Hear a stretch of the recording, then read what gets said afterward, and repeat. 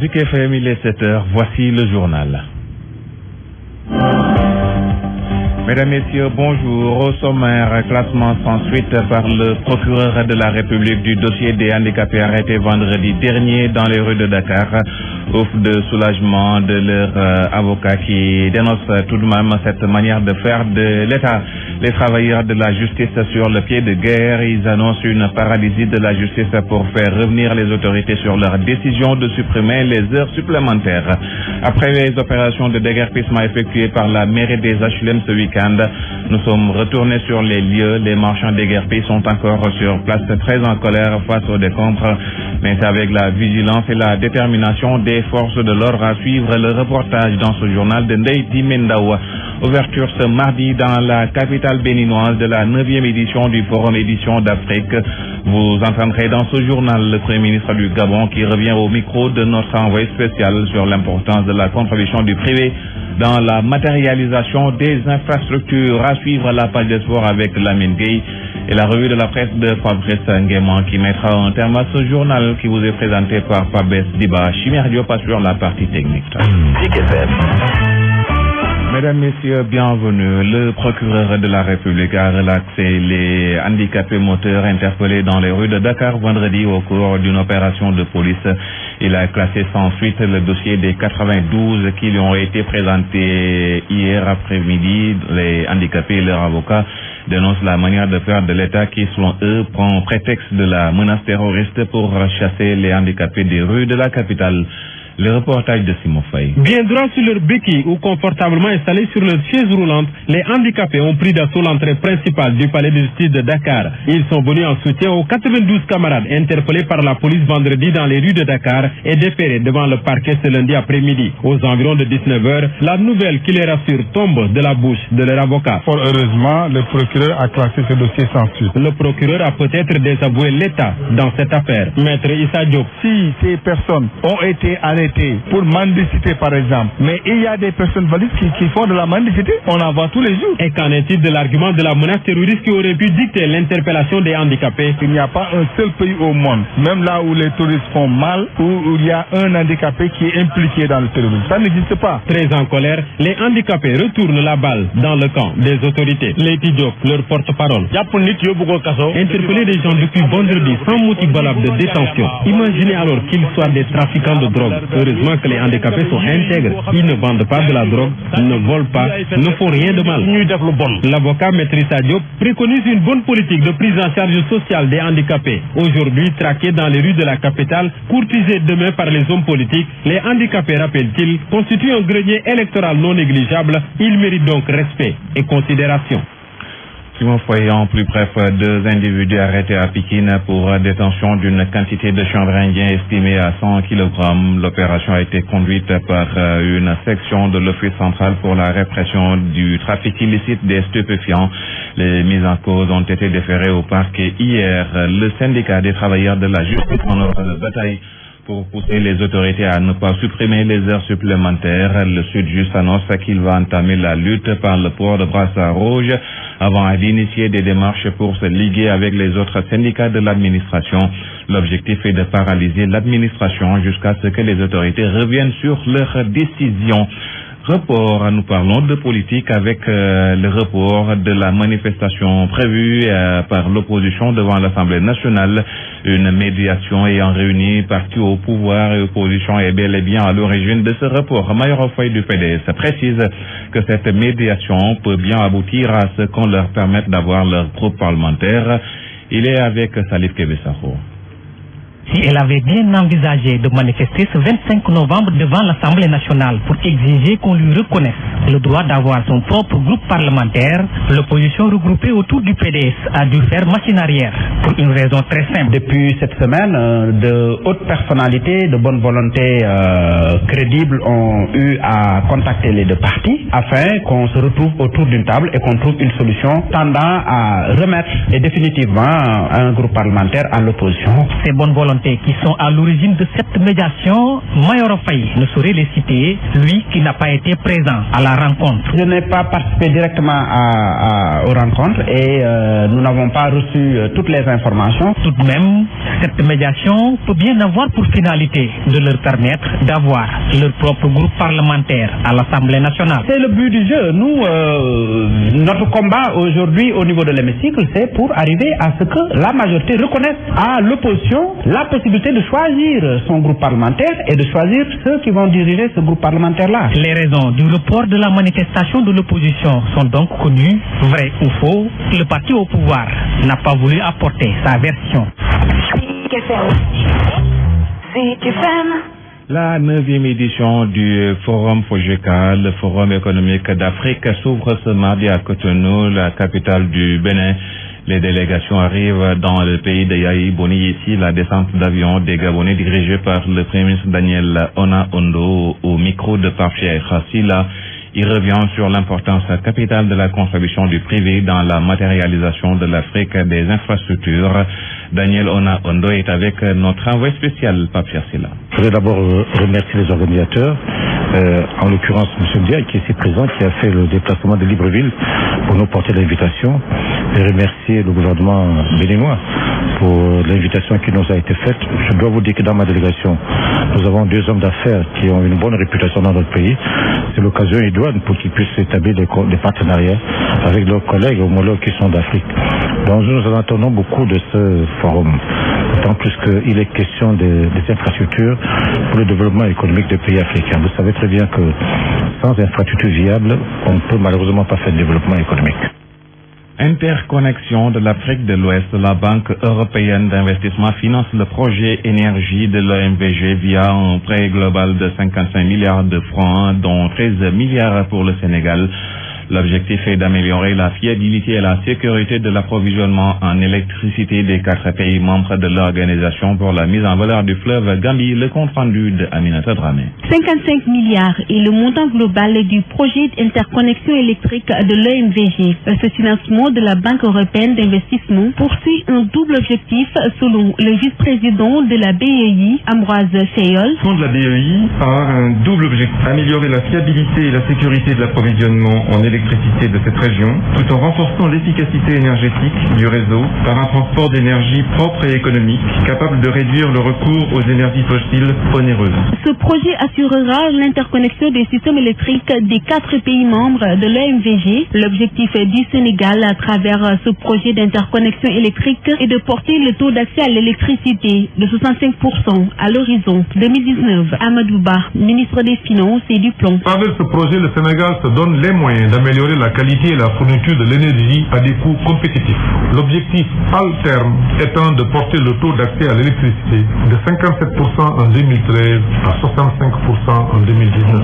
En outre, il est important de préciser pour le Sénégal que les foyers bénéficiaires de ce projet sont principalement en zone rurale où les taux de couverture restent encore très bas.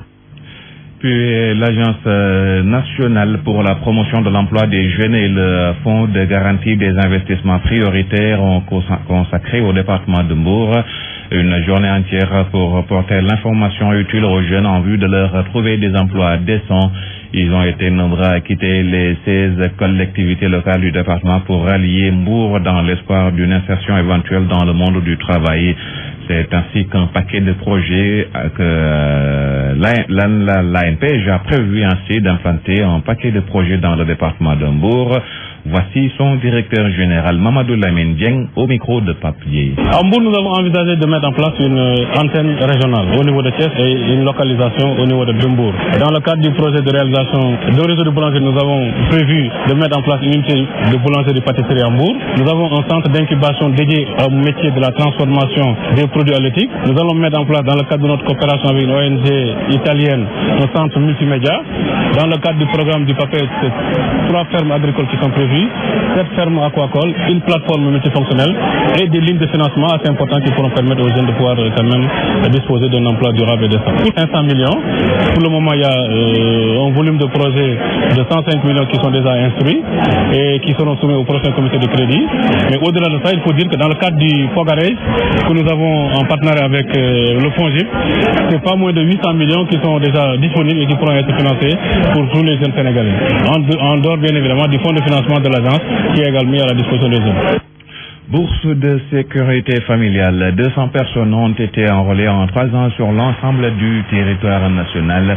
Pour la 3e génération, 100 000 personnes sont ciblées cette année. La délégation à la protection sociale et à la solidarité nationale a lancé hier à Djeddah Thiaroye Kao ses rencontres de proximité avec les acteurs communautaires à la base pour discuter des conditionnalités du programme. Dr Antassar Diako en a profité pour dire qu'il n'y a aucune politisation des bourses de sécurité familiale.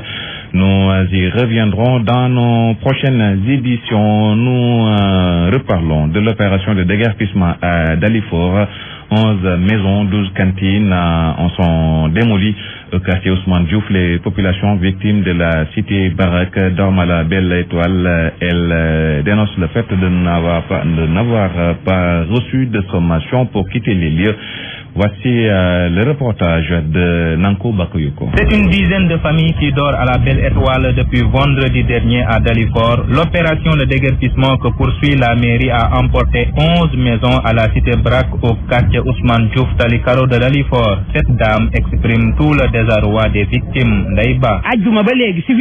Ils nous ont surpris le vendredi matin vers 8h. Depuis ce jour, je dors avec ma famille dans la rue. Le maire nous a humiliés, il nous a fait beaucoup pleurer. Je peux même dire qu'ils nous considèrent comme des moins que rien. Outre ces maisons démolies, 12 cantines et un fast-food sont réduits en poussière. Sur cette question, les victimes parlent de forfaiture et d'arnaque. Il a pris comme prétexte que le projet va mettre une canalisation ici. Donc on va vous déloger, on va vous déguerpir. Mais quand il nous donnait ici, il n'y avait rien, il y avait des ordures, c'est nous qui avons valorisé ici. S'il veut nous déguerpir, alors que nous avons fait des années ici et on a mis en valeur ici, il doit nous payer ça. C'est de l'arnaque. Rouge de colère, ces populations comptent porter cette affaire en justice. Oran Faye, conseiller municipal, fait partie des victimes. Il dit ça, Diallo, il ne respecte personne. Le combat, c'est poursuivi jusqu'au bout. On va prendre un huissier de justice pour faire le constat. On va en prendre un avocat pour ça, pour régler ça définitivement une fois pour toutes. Meurtri, député, ces populations assimilent ce déguerpissement comme un acte criminel qui ne dit pas son nom. Nanko Bakayoko Pikin,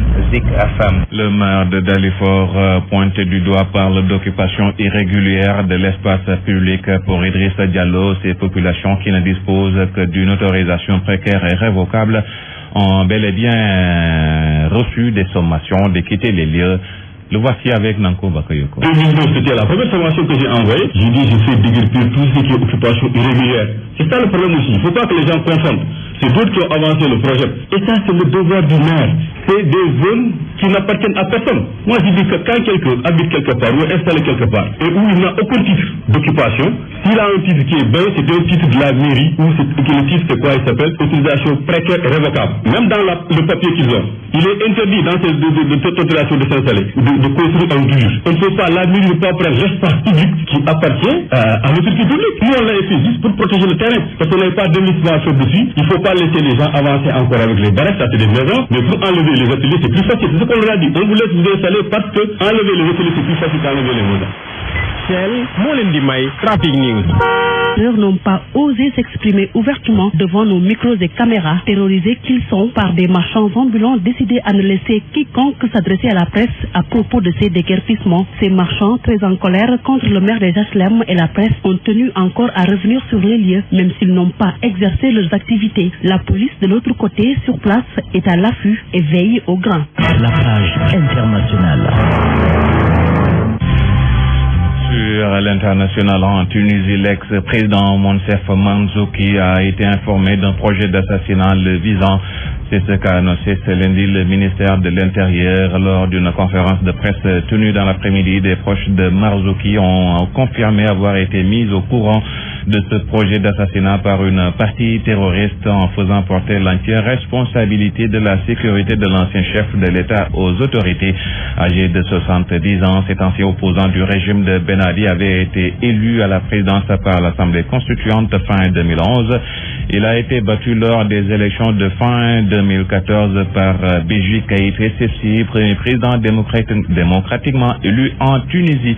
Et puis 10 jours après les attentats de Paris et de Saint-Denis qui ont causé la mort de 130 personnes, les enquêteurs ont découvert un nouvel élément qui pourrait leur permettre d'éclaircir une partie des zones d'ombre qui demeurent. Une ceinture d'explosifs a été retrouvée à Montrouge, une banlieue sud de Paris, et les suspectés d'avoir appartenu à Salah Abdeslam, le principal suspect actuellement recherché dans cette enquête.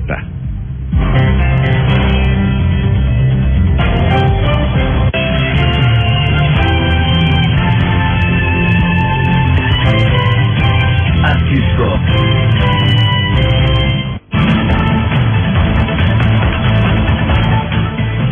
7h20, nous accueillons Lamine Gueye pour la page de sport. Lamine, bonjour. Bonjour Pabès, bonjour à tous. Football Ligue 2, la suite de la 3e journée. Oui, avec 2 rencontres ce soir à venir au stade Demba Diop en première heure. Donc c'est plutôt au stade Amadou Barry. Yego qui accueille Kayor Foot avant le choc entre Pékin et le Tenguej FC. Il faut signaler que Yego, Pékin et le TFC cherchent et peuvent d'ailleurs chipper la place de leader actuellement occupée par Génération Foot. Il suffit pour cela de gagner et de virer en tête. À suivre également 2 autres rencontres, Asfa Mbarguetch et Dakar Sacré-Cœur Ndarguetch. Le championnat national marque une pause pour faire la place à la CAN des U23. Oui, une CAN qui s'ouvre dès samedi à Dakar et Mbour. D'ailleurs, le comité d'organisation sera face à la presse cet après-midi au stade Léopold Sédar Senghor. Le championnat professionnel, que ce soit la L1 ou la L2, sera à l'arrêt. Arrêt qui va permettre aux entraîneurs de travailler davantage, faire les réglages nécessaires, surtout ceux dont les clubs peinent à prendre leur envol en ce début de saison. C'est le cas de la Cinéor de Diourbel, lanterne rouge, avec 0 points en 3 journées et un peu moins pour l'Union sportive de Ouakam. Je vous propose ce reportage de Aïcha Kamara. Ils sont nombreux, les clubs en ce début de saison, à ne pas trouver leur marque dans le championnat de Ligue 1. Le cas de l'Union sportive de Ouakam et la Cinéor de Diourbel en est une parfaite illustration. Les Lébous de Ouakam ont obtenu une seule victoire après 3 journées. L'entraîneur Malik Daf nous en donne les raisons. Le championnat, c'est pas bon. Il y a 26 journées à jouer. Vous avez vu l'année passée, l'USO a fait 10 matchs sans défaite. Après, en fin de compte, l'USO est classé 8e. C'est pas important. Ce qui est important, c'est de rester constant durant le début juin. Les matchs, nous les préparons les uns après les autres et les adversaires ne sont mêmes. La Cinéor, qui avait réussi une bonne saison l'année dernière, se perd complètement avec 3 matchs joués et autant de défaites. Lui, Dominique Colli, est l'entraîneur. Notre préparation l'année passée était meilleure que celle de cette année. En temps et en contenu.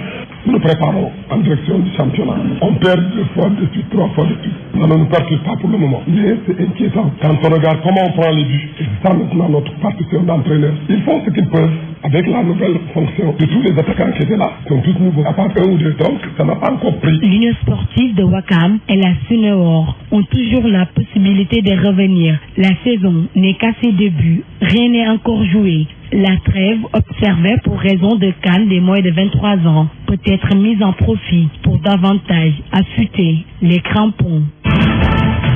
La situation des clubs sénégalais l'amène à pratiquement, ils se valent tous, ils sont pas loin des uns des autres. Oui, mais peut-être la différence est à chercher dans la mobilisation des moyens et l'organisation qui souvent font la différence dans les résultats.